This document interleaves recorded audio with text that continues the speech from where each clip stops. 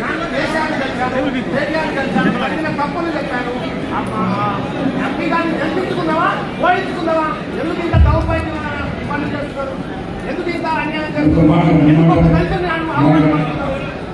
ఎందుకు అది చేస్తున్నారు? అదే మాజీ మంత్రి గారిని తింటారు, ఎంపీ గారిని తింటారు, వచ్చిన వాళ్ళని అందరినీ తింటారు. అలాగా మీ ఇష్టమేనా? మీరు భవన్లో మాట్లాడేది ఒకటి, ఇక్కడ మాట్లాడేది ఒకటా? ఏం చేస్తారు మీరు?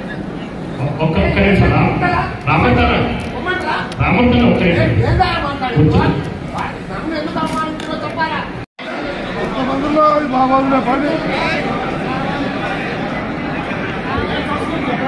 దయచేసి అందరూ కూర్చోవలసిందిగా కోరుతాము.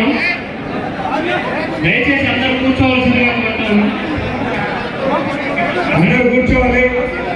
అందరూ కూర్చోవలసిందిగా. ఇప్పుడు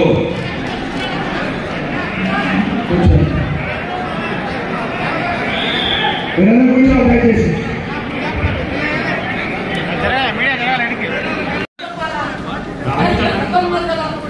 చెప్పు ఇప్పుడు మీకు తమ్ముడు ధైర్యం చెప్పండి.